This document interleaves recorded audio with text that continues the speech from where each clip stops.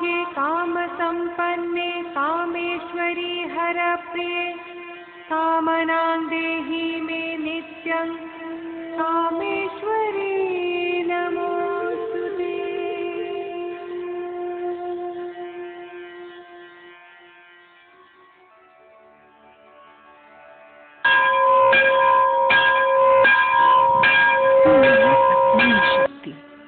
यह कथन हम भारतवासियों के लिए अब एक विश्वास सा बन गया है। पौराणिक गाथा के अनुसार जब सृष्टि के रचयिता ब्रह्मा, विष्णु और महेश सृष्टि कार्य आरंभ करने वाले थे, उस समय योगेश्वर शिव महायोग में तल्लीन थे, जिससे प्रलय जैसी बाधाएं आने की संभावनाएं थीं। सृष्टि कार्य को पूरा करने के लिए देवताओं ने अनेकों रूप धारण कर सृष्टि रची और मनुष्य के जीवन को सार्थक बनाने के लिए तीर्थ स्थानों का निर्माण किया। भारतवर्ष में पवित्र तीर्थों का समुदाय हमारी सांस्कृतिक एकता, साहित्य एवं भारतवासी के मन में भक्ति भाव को दर्शाता है। आज संकट काल में तीर्थ स्थानों का महत्व अब और भी बढ़ गया है। ऐसी पावन धरा पर कदम रखते ही तन मन में अद्भुत शांति महसूस होती है, मानो एक नए जीवन का संचार हो रहा हो। एक कवि ने सच ही कहा है, भव संसार भितरे भव भवानी बिहरे, जिसका तात्पर्य ये है कि सभी भूतों में शिव तथा शक्ति ओतप्रोत है, यानी वे शक्ति सब जगह विराजमान है। और जब बात हो रही हो महामाया महाशक्ति जगत नारायणी की, तो उनकी अनुकंपा से भला कौन अपरिचित रह सकता है। भारत के असम राज्य की राजधानी गुवाहाटी में नीलांचल पर्वत पर महापुण्यमय कामरूप कामाख्या देवी का धाम युगों युगों से प्रसिद्ध है, जिनके दर्शन मात्र से ही न जाने कितने जनवासियों की मनोकामनाएं पूर्ण हुई हैं। कहा जाता है कि जगन माता ने धरती पर दक्ष राजा के घर कन्या रूप में जन्म लिया। कन्या का नाम सती रखा गया और इस कन्या का विवाह भगवान शिव से संपन्न हुआ। महामाया का विशेष कथन था कि जिस क्षण उनका अनादर होगा, वे अपनी देह का त्याग कर देंगी। राजा दक्ष ने एक बार भगवान शिव को नीचा दिखाने के लिए अपने यज्ञ में आमंत्रित नहीं किया। सती दक्ष पिता के घर बिन बुलाए भगवान शिव से जिद करके चली गईं। अपने पिता के मुख से अपने पति की ही निंदा सुनकर उनसे बर्दाश्त न हुआ और उसी समय क्रोध में दक्ष के यज्ञ कुंड में अपनी देह का त्याग कर दिया। जैसे ही शिव भगवान को मालूम पड़ा कि सती ने अपनी देह त्याग दी, शिव जी क्रोधित होकर महाराज दक्ष के घर पहुंचे और सती देह को अपने कंधे पर ले पूरे ब्रह्मांड में भ्रमण करने लगे। सारी सृष्टि में प्रलय और विनाश का दृश्य देख सारे देवगण भगवान विष्णु के पास गए। भगवान विष्णु ने अपने चक्र से सती की देह को अलग कर उसके 51 टुकड़े कर दिए। सती की देह के 51 टुकड़े पृथ्वी के 51 स्थानों पर गिरे। जहां जहां सती की देह के भाग गिरे, वे सभी स्थान शक्तिपीठ कहलाए। उन महापीठों में सर्वश्रेष्ठ है कामरूप कामाख्या शक्तिपीठ। यहाँ माता का महामुद्रा अर्थात योनि भाग गिरा। महाशक्ति जगत जननी नारायणी का ये सबसे शक्तिशाली रूप है। सती आखिर उन्हीं महाशक्ति नारायणी का रूप है जिन्हें सृष्टि के तीनों रचयिता ब्रह्मा, विष्णु और महेश नमन करते हैं। माँ के ज्ञान और शक्ति के बिना विधि का कारोबार पल भर भी नहीं चल सकता। अब आप सोच रहे होंगे कि इस स्थान का नाम कामरूप कैसे पड़ा। पौराणिक कथा के अनुसार रति के पति कामदेव को भगवान शिव को योग ध्यान से जगाने भेजा गया था। जब कामदेव ने शिव जी को योग से जगाया तो उन्हें क्रोध आ गया और तीसरे नेत्र से उन्होंने कामदेव को भस्म कर दिया। रति पीड़ा में भगवान शिव और अन्य देवगणों से कामदेव के जीवन तथा रूप की प्रार्थना करती रही। फिर उन्हें इसी कामाख्या देवी के धाम आकर देवी पूजन का आदेश मिला। रति ने देवी पूजन विधि विधान से संपन्न किया और कामदेव को अपना स्वरूप कामाख्या देवी शक्तिपीठ की कृपा से ही प्राप्त हुआ। यहाँ कामना के अनुरूप जो जैसा चाहता है वैसा फल प्राप्त होता है। तब से ही यह पावन स्थान कामदेव कामाख्या देवी के नाम से प्रसिद्ध है। कामदेव ने महामाया की स्तुति पूजा के लिए विश्वकर्मा को यहाँ मंदिर बनवाने के लिए बुलाया, जिससे मंदिर का निर्माण हुआ। धर्म की क्रांति के कारण और युग परिवर्तन होने से कुछ समय तक महामुद्रा पीठ लुप्त हो गई। कुछ समय बाद फिर नरकासुर नाम का असुर आया, जिसने देवी पूजन से मैया का वरदान प्राप्त कर लिया और कई युगों तक राज किया। परंतु उसकी एक भूल के कारण पूरा राज्य समाप्त हो गया और कामरूप राज्य कई हिस्सों में बंट गया। नरकासुर के कुकर्मों के कारण देवी फिर लुप्त हो गई। उसके बाद कई राजाओं ने अपनी श्रद्धा और भक्ति से मां का आशीर्वाद पाया। शंकर जी के अवतार वैदिक गुरु शंकराचार्य की धर्म प्रतिष्ठा से देवी देवता कामरूप में फिर से प्रकट हुए और मंदिर का फिर से निर्माण हुआ। महाराजा विश्व सिंह ने नीलांचल पर एक शिविर की स्थापना की।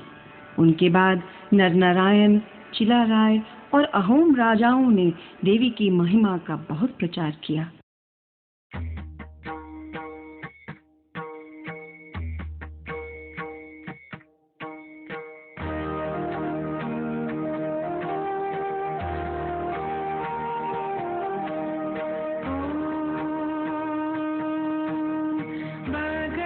विष्णु बलिता विष्णु शंकर भामिनी बहुला वेद माता च महाविष्णु प्रसुरपि महामत्या महाकूर्मा महावराह रूपिणी नरसिंह प्रिया रम्या वामनावट रूपिणी जामदग्न्य स्वरूपा च राम राम प्रपूजिता कृष्ण का परदीनि कृत्या कलह कलविकारिणी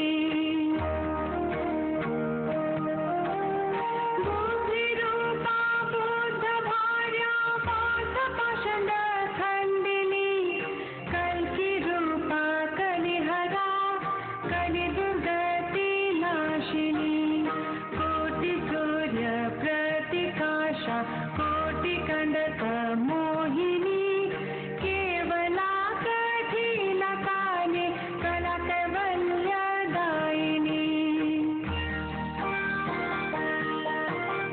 केशवी केशवाराध्या केशरी केशवसुता रुद्ररूपा रुद्रमूर्ति रुद्राणी रुद्रदेवता नक्षत्ररूपा नक्षत्रा नक्षत्रेश प्रपूजिता नक्षत्रेश प्रिया नित्या नक्षत्रपति वंदिता नागिनी नागजननी नागराज प्रवंदिता नागेश्वरी नागकन्या नागरी च नगात्मजा नागाधिराज तनया नागराज प्रपूजिता नवीना नीरदपीता श्यामा सौंदर्यकारिणी रक्तनीला घन शोभा श्वेत सौभाग्यदायिनी सुंदरी सौभग सौम्या स्वर्णभा स्वगति प्रदा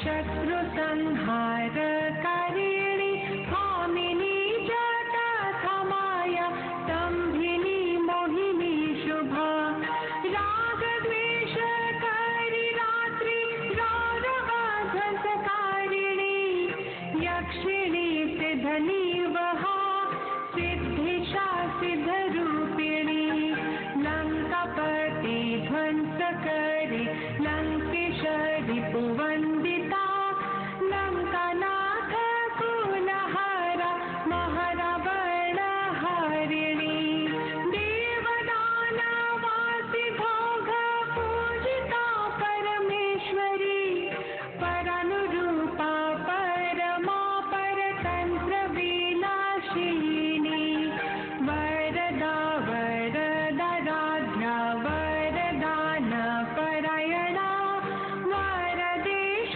प्रिया वीरा वीरभूषण भूषिता वसुधा बहुदवाणी ब्रह्मरूपा वरानना वनदा पीता वसना पीतभूषण भूषिता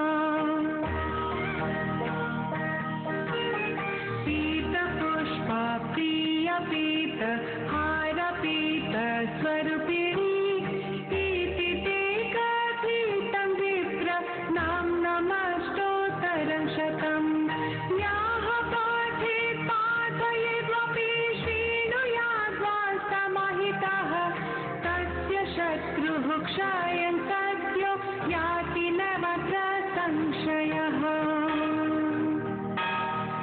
प्रभातकाले प्रयतो मनुष्यः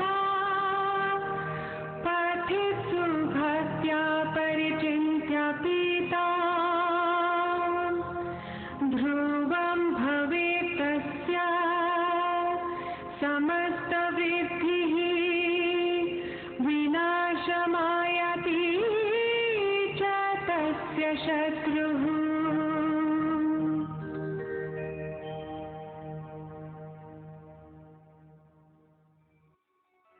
मंदिर की चढ़ाई।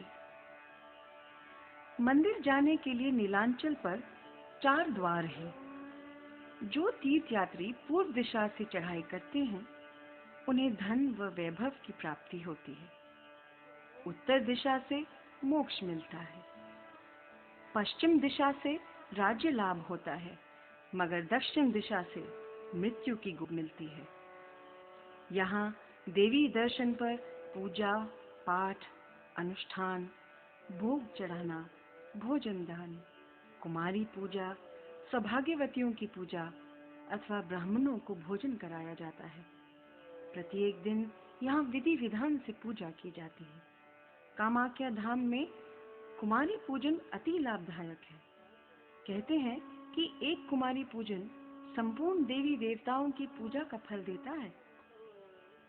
इस मंदिर के समीप उत्तर की ओर एक तालाब है जो सौभाग्य कुंड के नाम से प्रसिद्ध है। कहते हैं इसे इंद्र आदि देवताओं ने बनवाया।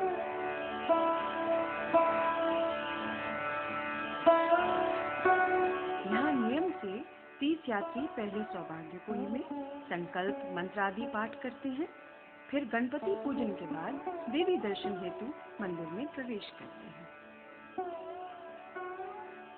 मंदिर में प्रवेश करते ही 12 स्तंभों के बीच देवी के दर्शन होते हैं।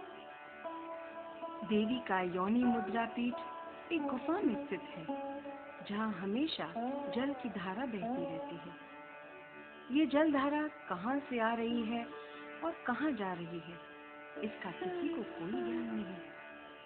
यहीं माँ लक्ष्मी और माँ सरस्वती विराजमान है। इनके अलावा 10 और देवियां विराजमान हैं।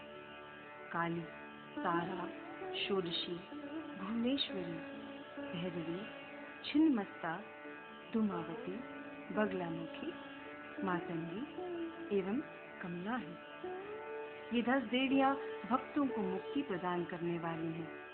इनके दर्शन और पूजा से देव ऋण, पितृ ऋण एवं ऋषि ऋण से मुक्ति मिलती है। इस महान भूमि पर महाशक्ति के मातृ ऋण होने के कारण ये महातीर्थ माना जाता है। अनेक महापुरुषों और तांत्रिकों ने यहाँ सिद्धियां प्राप्त की हैं। परिणाम स्वरूप प्रतिवर्ष नीलांचल पर्वत के लगभग 425 फीट की ऊंचाई पर उच्च मेघमालाओं एवं झरनों के बीच स्थित कामाख्या धाम का मनोरम दृश्य देखने लोग हजारों की संख्या में आते हैं।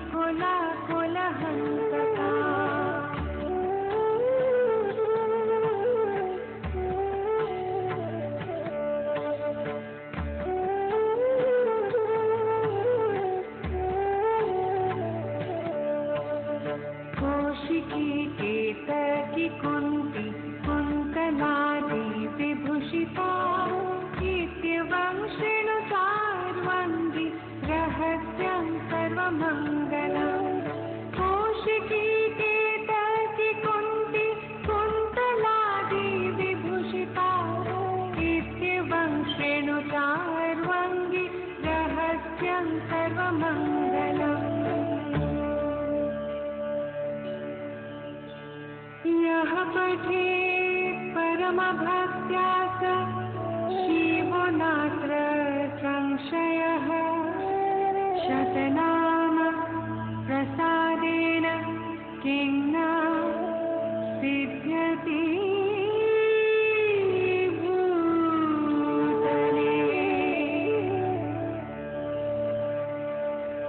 काली काली महाकाली कालिके पापनाशिनी खड्गहस्ते मुण्डहस्ते काली काली नमोस्तुते।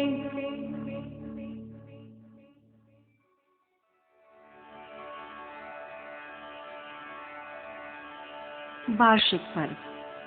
हर साल देवी के मंदिर में पर्वों के उपलक्ष्य में कुछ विशेष पूजा आदि होती है एवं उत्सव मनाया जाता है, जिनमें से अम्बुवाची, देवध्वनि, दुर्गा पूजा, लक्ष्मी पूजा, काली पूजा, नवान, पूजाभिषेक, मानिनी पूजा, वासंती पूजा, मदन चतुराली, शिवरात्रि, श्री कृष्ण जन्माष्टमी, सरस्वती पूजा आदि मुख्य रूप से मनाए जाते हैं।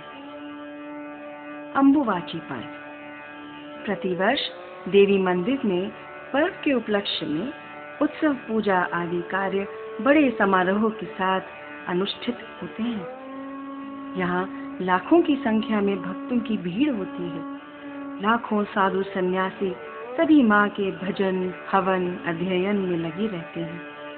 यह आषाढ़ के महीने में मनाया जाता है। इस अवसर पर मंदिर 3 दिन बंद रहता है और दर्शन कोई नहीं कर सकता। चौथे दिन देवी का मंदिर खुलता है। अभिषेक पूजा आदि के बाद यात्रियों को दर्शन होते हैं। अम्बुवाची का व्रत तंत्रोक्त है। असम और बंगाल में इस व्रत की बहुत मान्यता है। इस मेले में मंदिर की तरफ से हर सुविधा का ध्यान रखा जाता है। ब्राह्मण ब्रह्मचारी आदि इन दिनों में अग्नि स्पर्श नहीं करते हैं। अम्बुवाची योग में कामाख्या देवी के रक्त वस्त्र को शरीर पर धारण करने से बहुत लाभ मिलता है। भक्तों की अनेक कामनाएं पूरी होती हैं। देवध्वनि पर्व। इसमें देवताओं के उद्देश्य से ढोलक, नगाड़ा, झांझ जैसे वाद्यों से उच्च ध्वनि की जाती है। इसी गायन और वादन के साथ कुछ लोग नृत्य करते हैं। नाग माता मनसा देवी के घट एवं नागफण को स्थापित किया जाता है। पूजा के बाद सौभाग्य कुंड में घट विसर्जन होता है और उत्सव समाप्त होता है। कामाख्या मंदिर के पास ब्रह्मकुंड या परशुराम कुंड की भी बहुत महिमा है। ब्रह्मदेव की कृपा से मुनि शांतनु के घर एक जल स्वरूप पुत्र ने जन्म लिया। लोक कल्याण के लिए शांतनु ने जल में ब्रह्म के पुत्र को 4 पर्वतों के बीच स्थापित कर दिया। इसी से ब्रह्म कुंड की उत्पत्ति हुई। ब्रह्मा के पुत्र होने के कारण इस नदी का नाम ब्रह्मपुत्र पड़ा। कहा जाता है कि परशुराम ने पिता के आज्ञा अनुसार अपनी माता रेणुका का वध किया था। मातृहत्या के घोर पाप से मुक्ति पाने के लिए उन्होंने पिता के कहने पर इसी ब्रह्मकुंड में स्नान किया और उसके बाद शांति और सुख का अनुभव किया। जहाँ परशुराम ने स्नान किया वह कुंड परशुराम कुंड के नाम से भी प्रसिद्ध है। यहाँ हर साल हजारों तीर्थयात्री स्नान के लिए आते हैं, अपने सभी पाप कर्मों से मुक्ति पाते हैं। चारों तरफ हरियाली और मनमोहक दृश्यों और नदियों से घिरे पर्वत पर यात्रियों के लिए सभी तरह की सुविधाएं उपलब्ध हैं। ठहरने के लिए विश्राम घर, खाने पीने की व्यवस्था इत्यादि।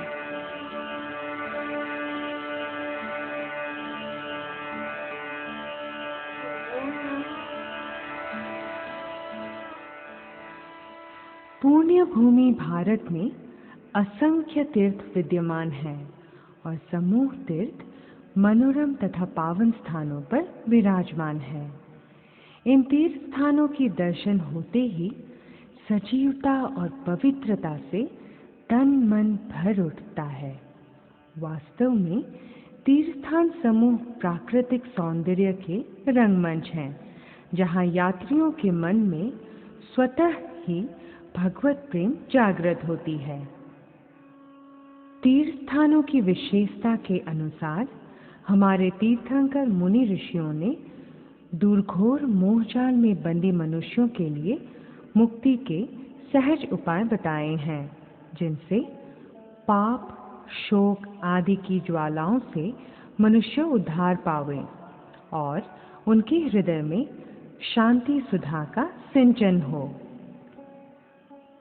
संत ऋषियों ने जनसाधारण के कल्याण हेतु विभिन्न तीर्थों में स्थित देव देवियों के दर्शन, स्पर्शन, पूजन आदि के विधान बनाए हैं।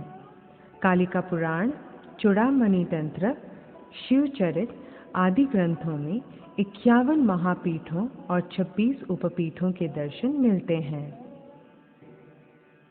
महामाया की 10 महाविद्याओं के अंतर्गत षोडशी कामाख्या देवी के ही अन्य नाम हैं और वे ही देवी पीठ में अवस्थित हैं। इसी देवी पीठ से संलग्न पूर्व प्रांतर में मातंगी यानी सरस्वती एवं कमला यानी लक्ष्मी देवी का पीठ स्थान है। भक्तगण यहाँ भक्ति युक्त चित्त से पूजा कर प्रणाम करते हैं।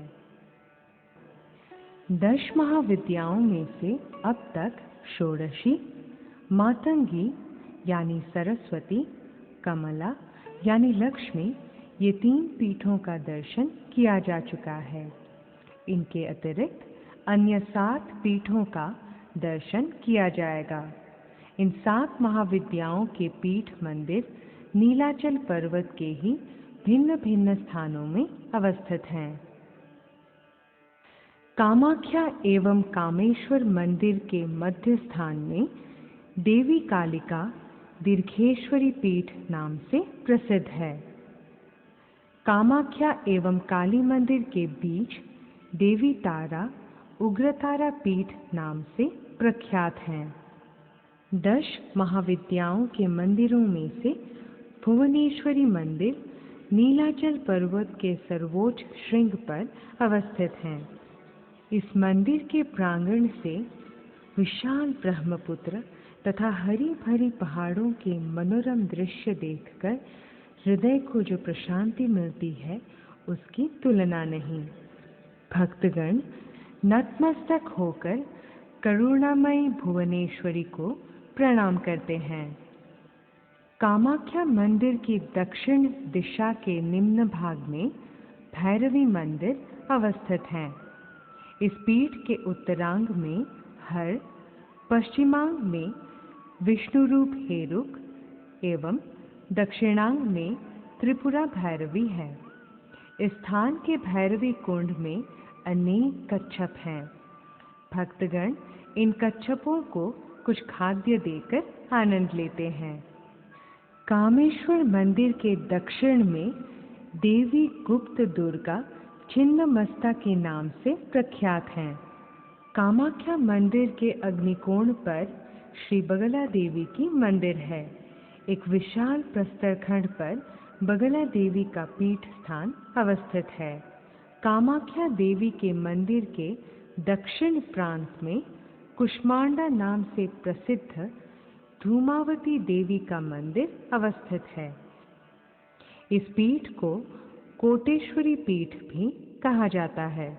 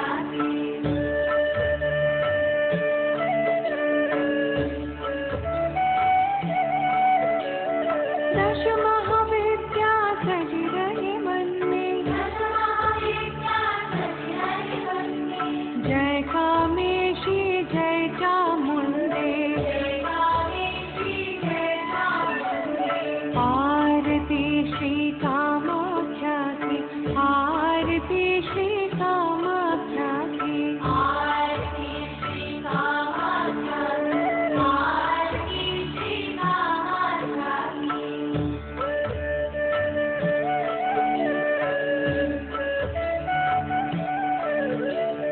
साधन सिद्धि धन समृद्धि। साधन सिद्धि धन समृद्धि।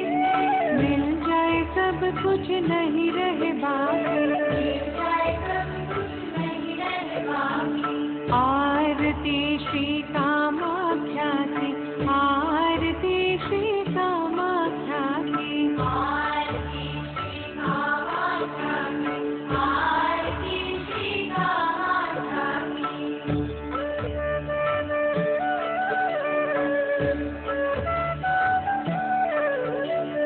चरणों में माँ के करें हम अर्पण। चरणों में माँ के करें हम अर्पण। जीवन ज्योति नेह की बाती। जीवन ज्योति